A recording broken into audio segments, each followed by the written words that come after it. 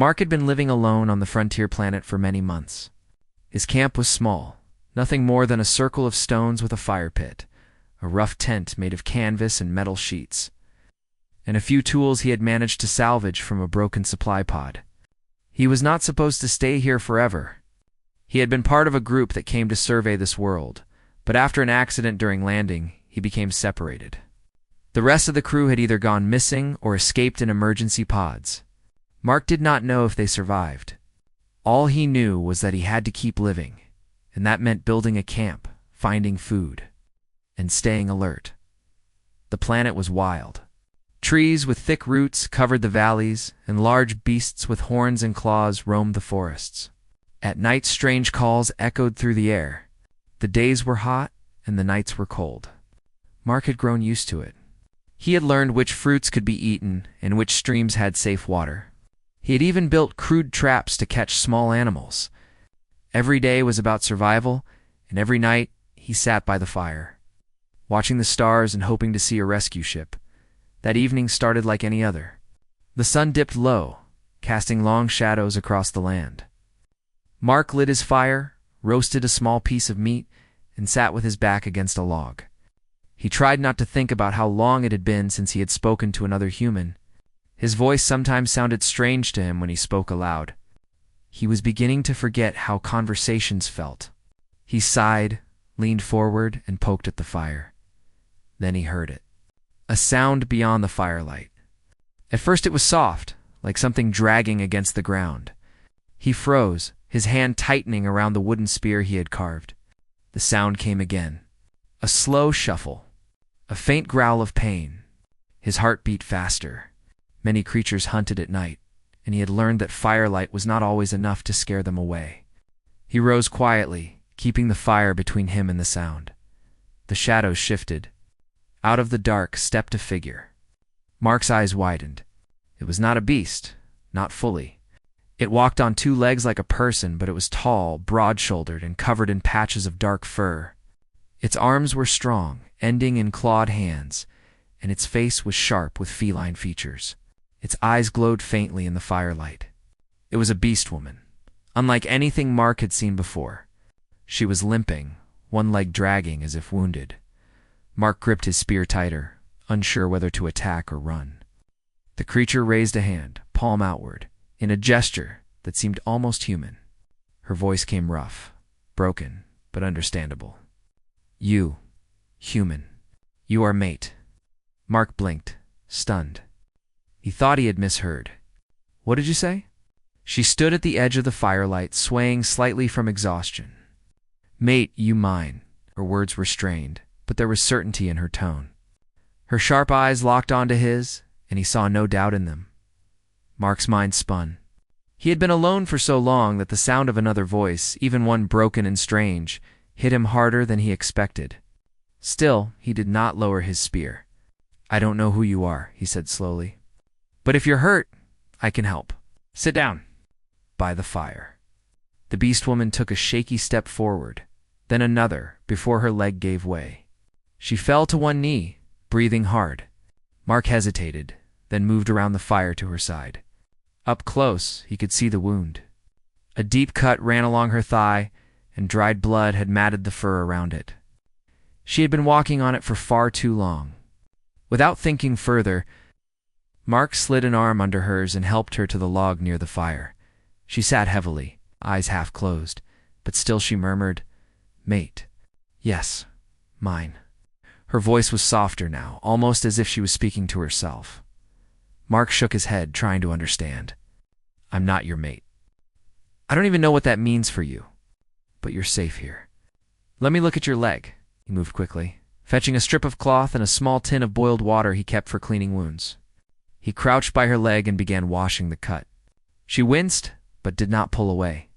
Her claws dug into the log as he worked, yet her gaze never left his face. Mark tried to focus on the task and not on the strangeness of the moment. Here he was, tending the wound of a creature that looked half woman and half beast, who claimed he was her mate. When he finished wrapping the leg, he leaned back. "There, that should stop the bleeding for now. You'll need to rest." She gave a short nod, then leaned closer, her sharp eyes narrowing. You strong? You stay. You mine. Mark frowned. Listen, I don't know how your people live, but humans don't just decide like that. We don't claim each other without choice. Do you understand? Her ears twitched, and for a moment she looked confused. Then she smiled, showing sharp teeth. Choice? I choose. I choose you, Mark sighed, rubbing his forehead. He was not ready for this kind of talk, not after so many weeks of silence and loneliness. He stood and stepped back. Rest. We'll talk in the morning. Right now, you need sleep. The Beastwoman leaned back against the log, her chest rising and falling slowly. In minutes, exhaustion pulled her into sleep. The firelight flickered over her fur, her sharp features softened by rest. Mark sat across from her, his spear still within reach, but his thoughts were restless. Who was she? What did she mean by calling him mate? Was she the only one of her kind, or were there more hiding in the forest? He looked at the bandaged leg, at the strength hidden even in her sleep. She was dangerous, no doubt about that. Yet she had not attacked him. She had come to him, broken and limping, and trusted him enough to accept his help. Mark stared into the fire. He had been alone for so long that even this strange company felt overwhelming. A part of him feared what might come next. Another part felt a spark of something he had almost forgotten. Hope. Not hope of rescue, but of connection. Someone else was here. Someone who could speak, who could look him in the eye, who believed he was worth trusting. The night grew colder. Mark added wood to the fire and pulled his blanket tighter. Across from him, the Beastwoman slept soundly, her breathing steady. Mark whispered to himself, "What have I gotten into?" The stars shone above, silent witnesses to this strange meeting. Mark did not know what tomorrow would bring, but he knew one thing for certain. His life on this lonely planet had just changed. The morning came slowly, light creeping over the hills and filtering into the camp. Mark woke to the crackling of the fire, now only a faint glow of embers. He sat up, rubbing his eyes, then froze. Across from him, the Beastwoman was awake. She was sitting with her back against the log, golden eyes fixed on him. For a moment, they simply looked at each other. Mark remembered everything from the night before. Her limp, her wound, her strange claim that he was her mate. He tightened his blanket around his shoulders and cleared his throat. "How's your leg?" he asked. She glanced down at the bandage, touched it gently, then nodded. "Better? You help." Mark gave a small smile. "Good. You'll need to stay off it for a while. Walking too much will only make it worse." The Beastwoman tilted her head as if weighing his words. Her voice was rough but stronger than before. "You care? You protect. That is why I choose you." Mark sighed. There it is again, this mate thing. Look, I'm not saying you're wrong, but humans don't just meet someone and call them their mate. We take time. We learn. We decide together. Her ears twitched. I learn. I stay. You will see, Mark chuckled without humor.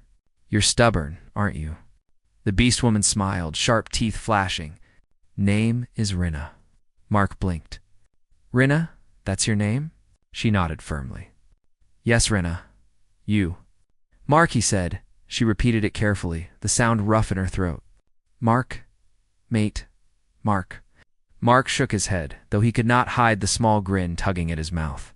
Just Mark is fine. They ate in silence for a while. Mark shared some dried fruit and a strip of roasted meat. Rinna ate hungrily, though her manners were more animal than human. Still, she looked grateful, and when she finished, she leaned back with a content sigh. Mark used the quiet time to study her. She was not fully human, that was clear. Her arms and legs were strong, built for speed and climbing. Fur covered parts of her body, but her face carried enough human shape for her expressions to be easy to read. Her eyes, though, were the most striking. Bright, golden, and sharp. They watched him with an intensity that made him feel exposed. When she caught him staring, she tilted her head. You look much, Mark coughed. Just trying to understand you. How? You will. Time, she said simply. After breakfast, Mark checked the traps he had set the day before.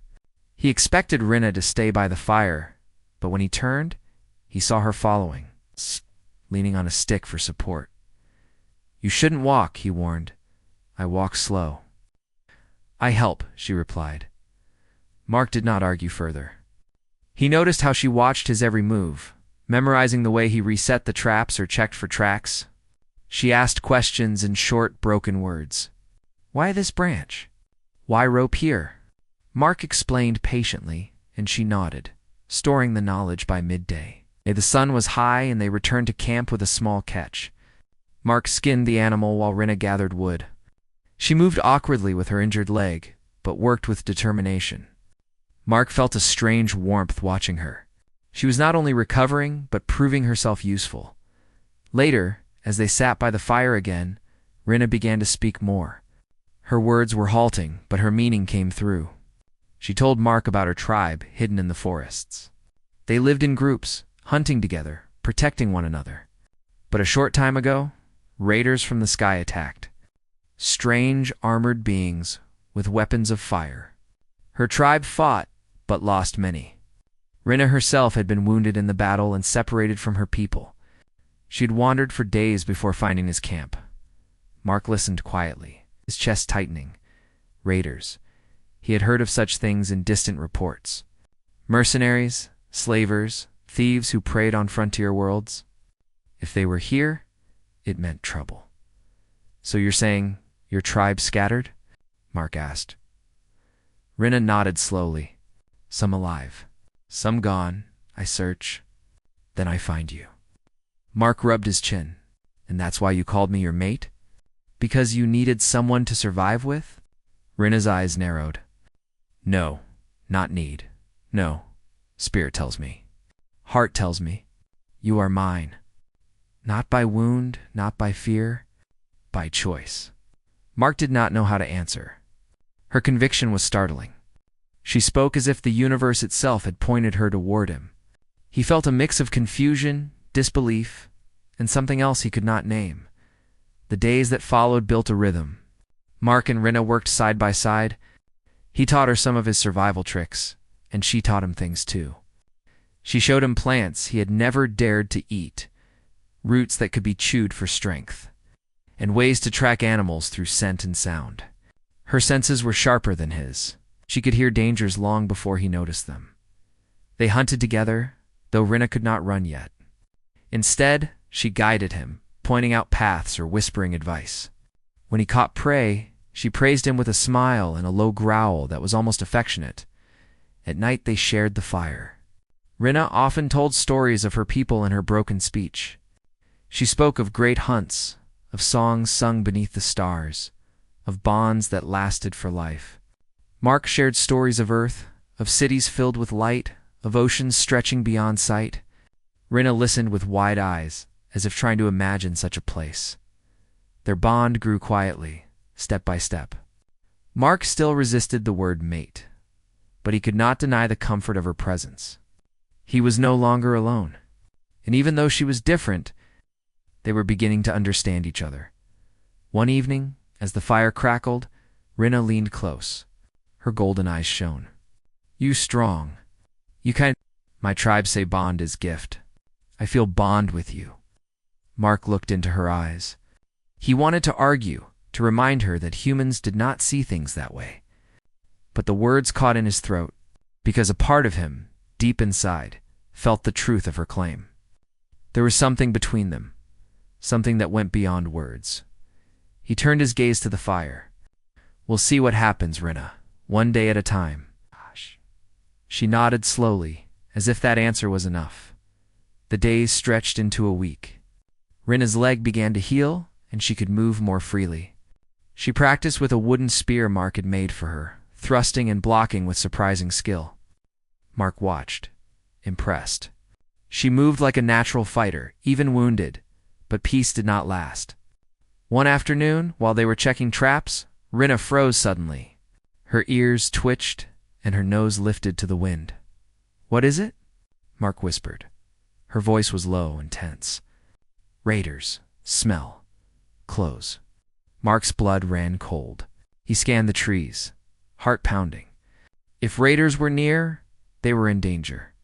His camp, their safety, everything could be lost. Rinna gripped her stick tightly, her eyes blazing. They come back. They hunt.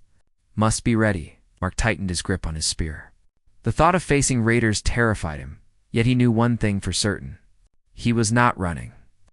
Not anymore. Beside him, Rinna's fierce gaze turned to him. Made Mark, we fight together. For once, he did not correct her. The days after Rinna smelled the raiders were tense. Mark kept the fire smaller at night and made sure no smoke rose during the day. He and Rinna stayed alert, listening to every sound in the forest. Even the rustle of leaves made them reach for their weapons. Mark had never fought raiders before. He knew about them from stories told by settlers. They were not beasts of the wild, but worse. They were men and creatures who traveled the stars with stolen ships, taking what they wanted, destroying villages, enslaving the weak. Mark's chest tightened every time he thought about them finding his camp. Rinna was calmer. Her golden eyes scanned the woods with patience. Raiders follow trail, she said one morning. They always hunt long. They'd not stop easy. We must plan. Mark sharpened his spear with a stone. You mean they'll be back here? She nodded. They smell smoke. They smell food. They search for life. They find us if we do nothing. Mark took a deep breath. He had survived alone for so long, but this was different. This was not about hiding from wild beasts. This was about thinking ahead, setting traps, and fighting smart. He looked at Rinna and saw no fear in her face. That gave him strength. All right, he said. Then we make them regret coming here. Together they began preparing the camp. Mark dug small pits near the edges, covering them with leaves and branches. Inside he placed sharp sticks he had cut and hardened in fire. Rinna showed him how to weave vines into snares that could snap tight around legs or arms. Her people had hunted with such tricks for generations. Every day they worked side by side. Mark gathered wood and stones, building walls around the fire pit to control the light. Rinna practiced moving with her spear, her legs stronger with each passing day. Sometimes Mark caught himself watching her as she trained. She was fierce, quick, and focused. The way she fought reminded him of a wild storm. Yet when she smiled at him after each practice, her sharp teeth and glowing eyes carried warmth at night. As they rested by the fire, their talk always turned back to the raiders. Rinna told him about the last attack on her tribe. She spoke slowly, her words simple but heavy with meaning. They came with skyship, she said. Loud sound. Fire from weapons. We fight with spear and claw. Many fall. They take some. My leg cut when I run. They sound like cowards. Using fire and steel against people with only spears, Rinna touched his arm gently. Not coward.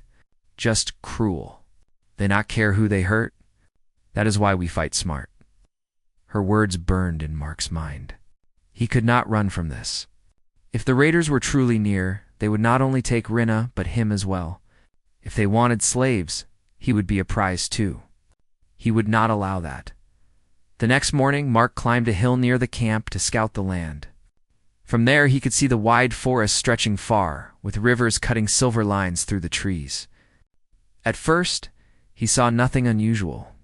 Then, in the distance, a glimmer caught his eye, a reflection of sunlight on metal. He squinted. His stomach turned cold. A ship. Not large, but big enough to carry raiders.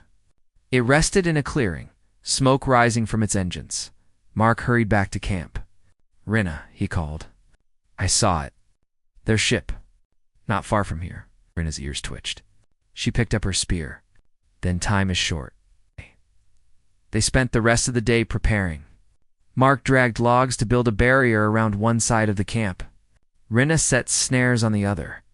They filled clay pots with sharp stones and placed them in high branches to drop on intruders. It was not much, but it was what they had. When the sun set, they sat by the fire in silence. Mark's hands trembled slightly as he cleaned his spear. Rinna noticed and placed her clawed hand on his. You fear, she said softly. He nodded. Yes, I'd be a fool not to. Rinna squeezed his hand gently. Fear not weakness. Fear keep us sharp. But you strong, Mark. You fight with me. We live. Her faith in him steadied his heart. He nodded. We'll make it through this. That night, sleep was hard. Every sound in the forest seemed louder, sharper. Mark dreamed of fire and shouts of being dragged away. He woke before dawn, sweat on his face. Rinna was already awake, standing watch like a silent guardian. By midday, the threat arrived. Mark heard it first. A rustle of branches, heavy footsteps. Then voices. Strange, rough voices speaking in a tongue he did not fully know. He looked at Rinna, who crouched low, ears sharp. She gave a small nod. They come, she whispered. Mark gripped his spear tightly. His mouth was dry, but his body felt ready. Out of the trees stepped 3 raiders. They were tall, armored in scraps of metal, with helmets that covered part of their faces. Their weapons looked like clubs with jagged blades. One carried a strange gun that hummed softly. Their eyes scanned the camp, greedy and cold. The leader barked something, and the others laughed. Mark did not understand the words, but the meaning was clear. They thought this would be easy. Mark waited until one of them stepped into a hidden pit. The ground gave way, and the raider cried out as sharpened sticks pierced his leg. He fell, roaring in pain. The other 2 shouted, weapons raised. At that moment, Rinna sprang from the shadows. She struck with her spear, knocking the club from one raider's hand. The man staggered back as she snarled, her golden eyes blazing. Mark charged the 3rd raider. His spear thrust forward, catching the man off guard. The weapon struck the raider's side, cutting through his armor. The raider swung his jagged blade, but Mark dodged, heart pounding, and struck again. The fight was wild and fast. Rinna moved like a storm, her spear flashing. Mark fought with all his strength, fear turning into raw determination. Together, they drove the raiders back. The one with the wounded leg tried to crawl out of the pit, but Rinna struck him down with a fierce blow. The last raider, the one with the gun, raised it toward Mark. A blast of light shot out, striking the log barrier and sending sparks flying. Mark ducked, the heat grazing his arm. Before the raider could fire again, Rinna leapt, her spear piercing his chest. He fell with a cry, the gun dropping into the dirt. Silence fell. The forest seemed to hold its breath. Mark stood trembling, chest heaving. His arms ached from the fight. Beside him, Rinna pulled her spear free, blood dripping. She looked at him and gave a fierce smile. Together, she said. Mark nodded, though his stomach churned at the sight of blood. Together. They dragged the bodies away from the camp and buried them under rocks. Mark could not shake the thought of the ship he had seen. If 3 raiders had come, more were near. That night, as the fire burned low, Rinna sat close beside him. Her eyes glowed softly in the dark. This only starts, she said. Raiders not stop. More come. Mark stared into the flames. Then we'll be ready. We'll make this camp a place they can't take. Rinna touched his shoulder, her voice firm. You're not alone now. You, my mate. We fight as one. Mark did not argue this time. He met her gaze and gave a small nod. Somewhere deep inside, he felt the bond she spoke of. Whether human or beast, they were stronger together, and the raiders would learn that soon. The camp was quiet after the clash with the 3 raiders, but Mark and Rinna knew the silence would not last. Raiders never moved in small groups without backup. The ship Mark had seen in the clearing was proof enough. More of them would come, and soon. The next 2 days were spent preparing. Mark worked from sunrise to sunset, cutting wood, sharpening stakes, and carrying stones to strengthen their defenses. Rinna guided him, her knowledge of hunting traps now turned toward war. She showed him how to weave vines tighter, how to coat sharpened sticks with bitter sap that burned when it touched skin, and how to use the terrain to their advantage. Mark had never seen her so focused. Even with her legs still healing, she trained every day, moving with speed and grace. The wooden spear Mark had carved for her now felt like an extension of her body. She struck the air with fierce precision, and sometimes he watched her, thinking she looked like the spirit of the forest itself at night. They rested by the fire, speaking in low tones. Mark asked questions about her tribe, about how they fought, and about the songs she sometimes hummed under her breath. Rinna explained that her people believed every warrior spirit lived in their weapon. To fight with courage meant carrying not only your own strength, but also the strength of those who came before. Mark listened with respect. He had never thought of battle that way. To him, fighting was survival, nothing more. But hearing Rinna's words stirred something deeper. Maybe this was not just survival anymore. Maybe this was about standing for something, for someone. On the third night, Mark stood at the edge of the camp watching the stars. He felt a strange calm. He was afraid, yes, but he was also ready. Beside him, Rinna appeared silently, her golden eyes reflecting starlight. She placed her hand on his arm. "They come tomorrow," she said. Mark nodded. "How do you know?" "I feel it. Forest too quiet. Beasts hide. Raiders close." Mark tightened his grip on the spear he held. "Then tomorrow we make our stand." The next morning, the air was heavy with tension. Mark checked every trap twice, his hands steady despite the pounding in his chest. Rinna moved through the camp with silent grace, her ears alert. They had both eaten only a small meal, saving their strength. By midday, the sound came. Cracking branches. Heavy boots. Voices speaking harshly. Mark crouched behind the barrier of logs, his spear ready. Rinna crouched beside him, her body coiled like a spring. Then the raiders entered the clearing. There were more this time. 6 of them, armored in scavenged metal, weapons gleaming. 2 carried guns, while the others held jagged blades and clubs. They walked with confidence, laughing as if they already owned the place. Mark's heart pounded, but he held his ground. He glanced at Rinna, who gave him a fierce nod. The raiders stepped closer. One kicked at the barrier of logs, testing its strength. Another pointed toward the tent. Their leader barked a command, and the group began to spread out. That was when Mark gave the signal. He pulled the rope hidden at his feet, and a net of vines released from the trees. Sharp stones tumbled down, striking to raiders and knocking them to the ground. Rinna let out a fierce cry and leaped forward, her spear flashing. She struck the nearest raider in the chest, sending him sprawling. Mark charged from behind the barrier, his spear thrusting at the second raider.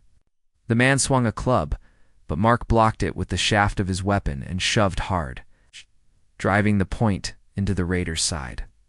The clearing erupted into chaos. The raiders shouted, weapons clashing. Mark and Rinna moved as one, striking, retreating, striking again. Traps snapped shut, ropes pulled tight, and sharp stakes pierced legs. Every inch of ground had been prepared, and it showed. One raider raised his gun, firing a blast that scorched the air near Mark. The heat singed his arm. But he forced himself forward, tackling the man before he could fire again. They rolled in the dirt, grappling. The raider was stronger, his armor heavy, but Mark fought with desperation.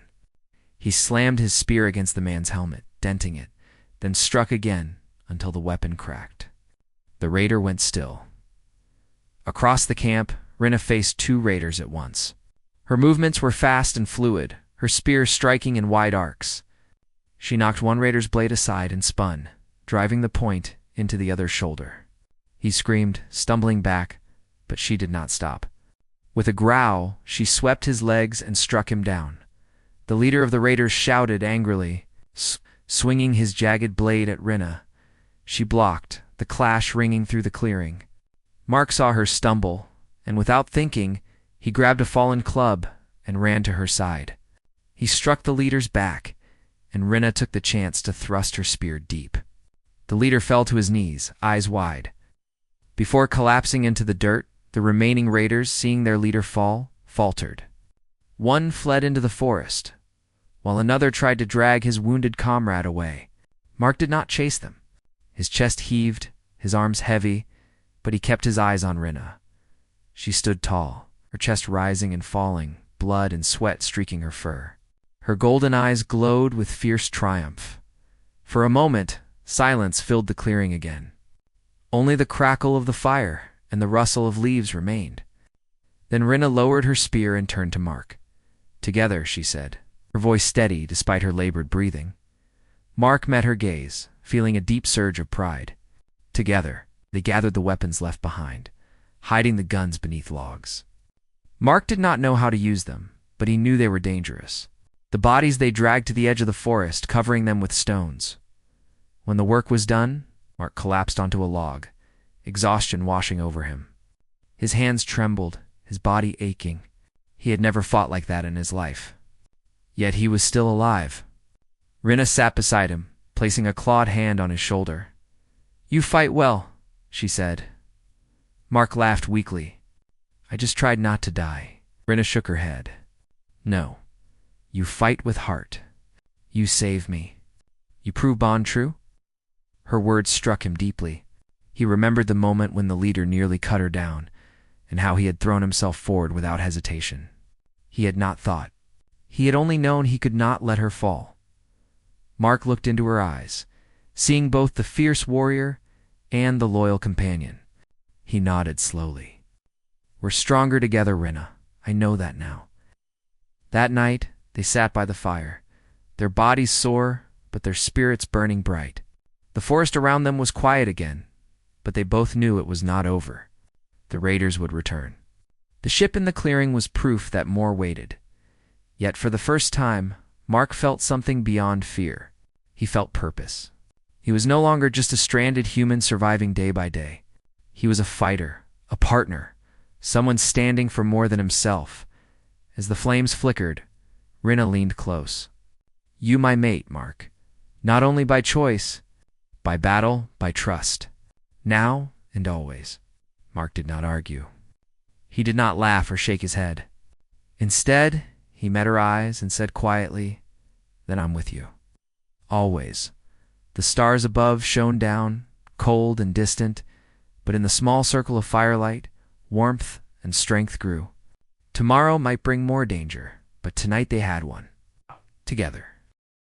The dawn came slowly over the forest, painting the sky in shades of orange and gold. Mark woke first, his muscles sore from the battle the day before. He rubbed his eyes and listened. The forest was quiet, almost peaceful, but he knew that could change at any moment. Rinna stirred beside him, stretching carefully. Her leg was healing steadily, though she still walked with a slight limp. She noticed Mark watching her and smiled, a mixture of pride and warmth on her sharp features. "Morning," she said. "Morning," Mark replied. He pushed himself to his feet and stretched, feeling the ache in his arms and back. "We need to check the traps in the perimeter again," he added. Rinna nodded. "Yes, no raider must surprise us." Together, they walked the camp, checking every snare and pit. Everything had held up from yesterday's fight. Some traps had caught small animals, which would provide food for the day. Mark looked over at Rinna and felt a strange sense of calm. Despite the danger around them, they had survived. They were stronger for it. After their work, they ate a small meal in silence. The fire crackled gently, casting flickering shadows across their faces. Mark broke the silence. "We can't stay like this forever," he said. "We can't just fight off raiders and live day by day. We need a plan. A home, a place to be safe." Rinna listened, her golden eyes thoughtful. "Yes, my tribe. They scattered. Some hide, some lost. We must find them, bring them together. Make strong place. Protect all." Mark nodded slowly. "Then we do that. Together, we find your tribe and build a new home. A place no one can take from us." Rinna's face softened. "Together," she repeated. For the next several days, they moved cautiously through the forest. Mark had learned to read the land in ways he never thought possible. He tracked subtle footprints, listened for distant sounds, and noticed smells carried by the wind. Rinna guided him with her instincts. Teaching him to recognize signs of other creatures and dangers, they found signs of life, occasionally broken branches, footprints, a discarded weapon, but no raiders. It was clear that the larger threat had not yet discovered them. One evening, they came across a small clearing. Smoke rose in the distance, curling gently toward the sky. Rinna froze, her ears twitching. "Tribe," she whispered. Mark followed her gaze and saw movement near the smoke. Figures emerged from the trees, cautious but curious. They were like Rinnatal, strong, with a mixture of fur and human features. When they saw her, their expressions shifted from surprise to relief. Rinna called out, her voice strong and clear, "Friends. Safe." The tribe approached slowly, still wary. Mark stood back, letting Rinna take the lead. She greeted each of them, checking for wounds, listening to their stories. One by one, they shared what had happened after the raid. Many had survived by hiding, some had been taken, and a few had tried to fight but were forced to flee. Mark watched silently, feeling both awe and respect for Rinna. She was not only a fighter, but a leader. Even after all she had been through, she held her head high and cared for every member of her tribe. After the initial greetings, Rinna turned to Mark. "Mate, Mark, you help us too," she said. Mark nodded. "I will. We'll build something strong, safe for all of you." The tribe worked together with Mark and Rinna over the next days to prepare a new camp. They chose a small valley surrounded by high trees and rocks, a natural defense against raiders.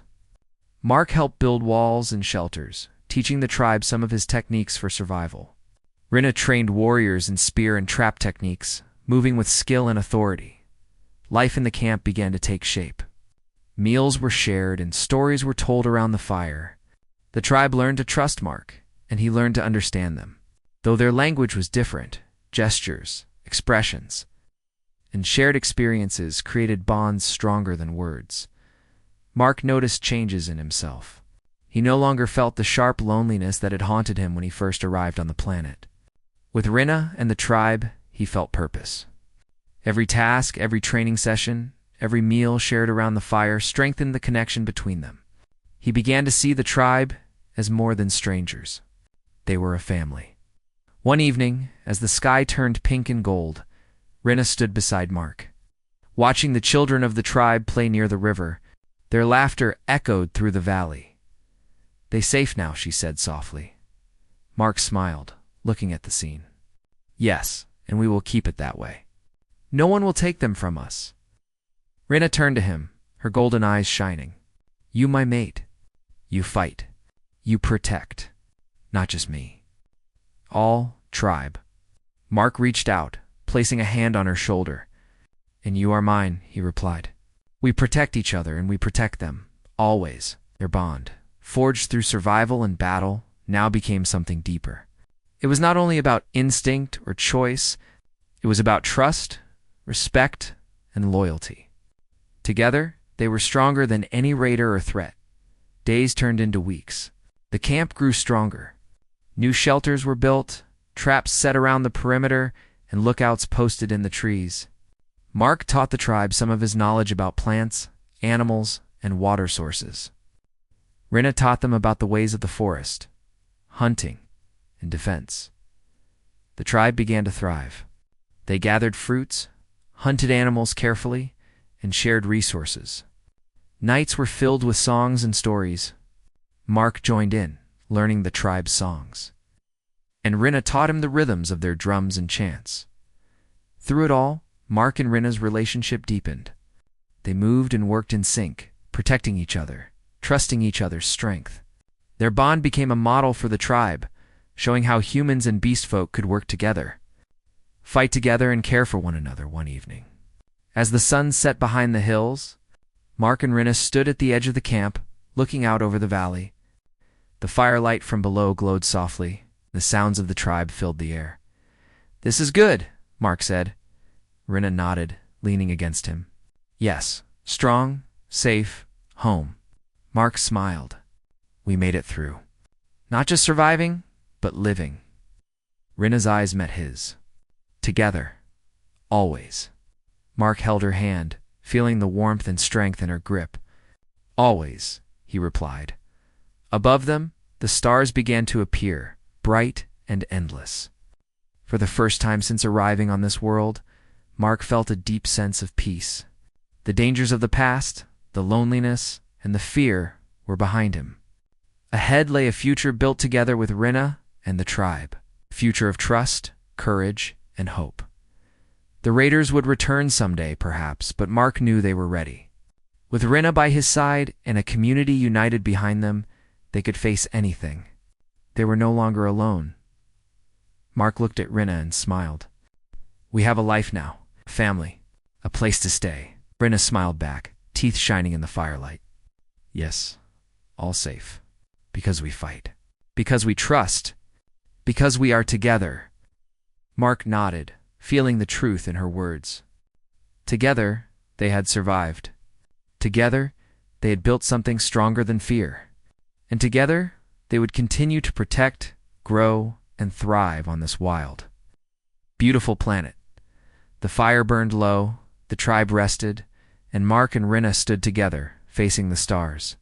For the first time in a long while, they could imagine a future filled with strength, hope, and life. They were mates, partners, and guardians. And they were ready for whatever came next.